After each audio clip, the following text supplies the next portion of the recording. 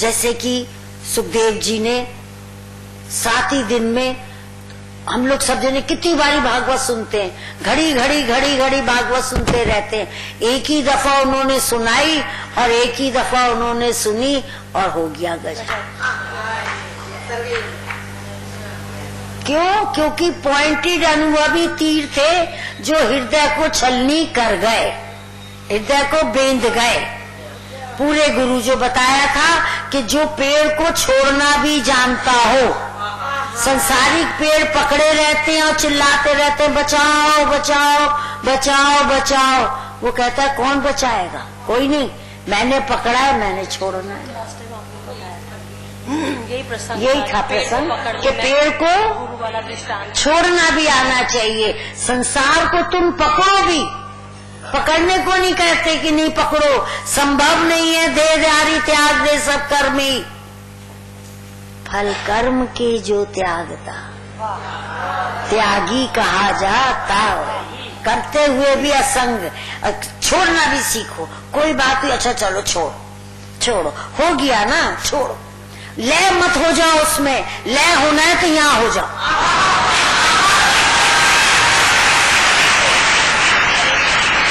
याद रखना है तो यहाँ याद रखो।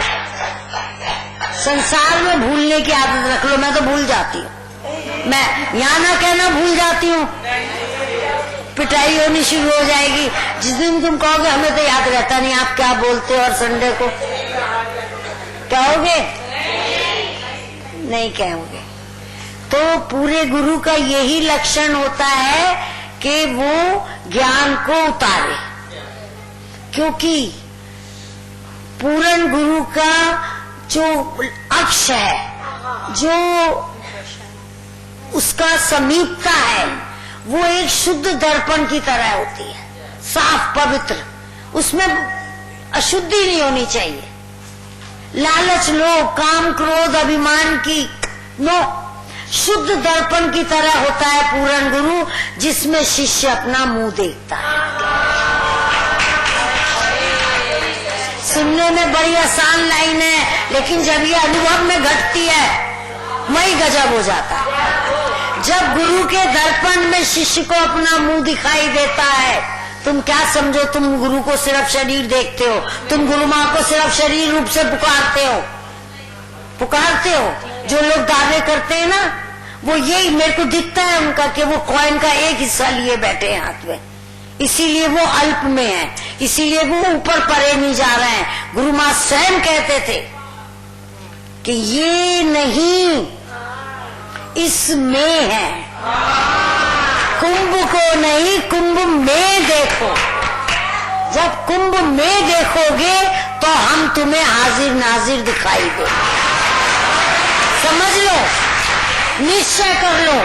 अगर उसमें इस तरीके से तुम भटकते रहे, अपनी आस्था बनाते रहे, तो वो जो भक्ति मार्ग के थोड़े थोड़े प्रेमी, थोड़े थोड़े संसारिक, थोड़े थोड़े सत्संगी, उस कैटेगरी में रहोगे।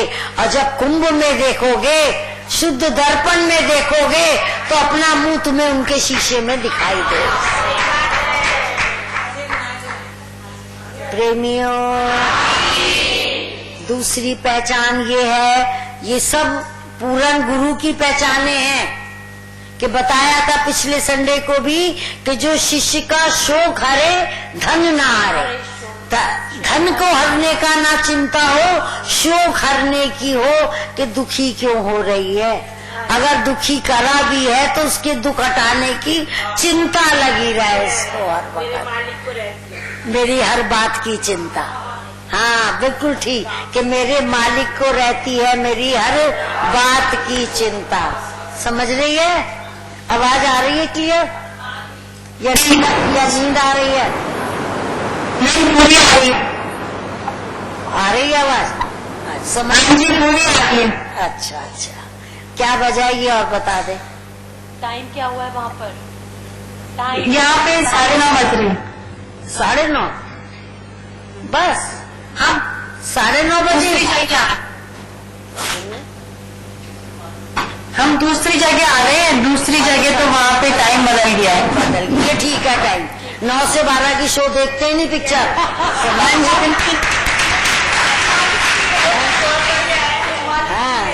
पिक्चर तो खत्म हो जाएगी, ये पिक्चर तो चलती रहेगी। हाँ, चलती रहेगी। तो प्रेमियों, सत्संग में आने पे, हाँ जी, पूर्ण गुरु का संग करने से तीनों यज्ञ कराता है पूर्ण गुरु।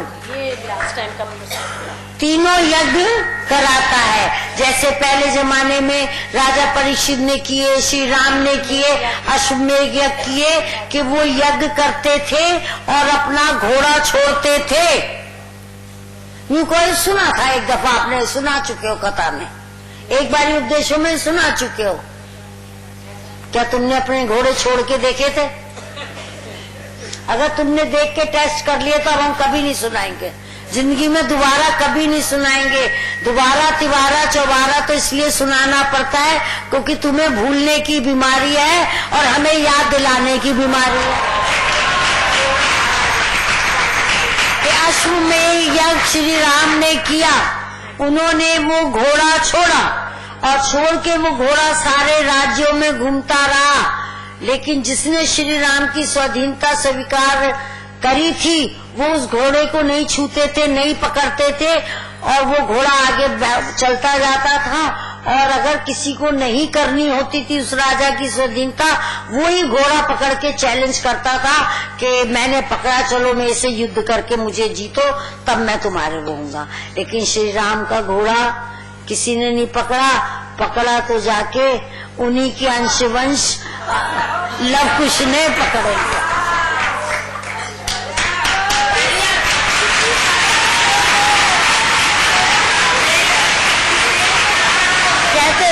कई बार ये बात, ये मैं अपने मन से नहीं कह रही हूँ, गुरु माँ के संग जब कोई बात में वो होती थी, जब बात का चलता था, नोक झोंक चलती थी, कुछ होता था, यूँ कहते थे ना राम को लव कुश ने जीता था ना, तू भी वही कोशिश करती है। मैंने कहा आप कोशिश कहते, ये नहीं कहते जीता। मजाक में कहते थे चलो जाओ, यही 2-3 घर हमने छोड़े हुए जिनके आगे हम कोई बहस नहीं करते। डैडी का है, तेरा है, मामा जी का है, ये 2-3 घरों को हम माफ करके चलते हमेशा, तो कुछ भी कर ले हम उनको नाराज नहीं होंगे। तो प्रेमियों, वो अश्वमेध यज्ञ कहलाता था कि घोड़ा पकड़ लिया। समझ लेना, ये तो कहानी है कि घोड़ा पकड़ लिया, अगर किसी ने घोड़ा नहीं पकड़ा तो वो डिक्लेयर हो जाता था चक्रवर्ती राजा। ये तो एक कहानी है, कथा है। इसी प्रकार पूर्ण गुरु और अधिकारी शिष्य जब मिलते हैं तो उनसे भी अश्वमेध यज्ञ कराया जाता है। हम कराते हैं तुम्हारे से, कहते हैं तुम्हें करने के लिए, शायद तुम उस रूप में उसको नहीं पकड़ते हो। 3 यज्ञ कौन से जी? तन, मन और बुद्धि का, ये ज्ञान यज्ञ। वही वाले वो यज्ञ नहीं, धन यज्ञ से समझो सदा ही, बोलो उद्देश्य को, धन यज्ञ से समझो सदा ही। चलो आधा मैं बोलूं आधा तुम बोलो।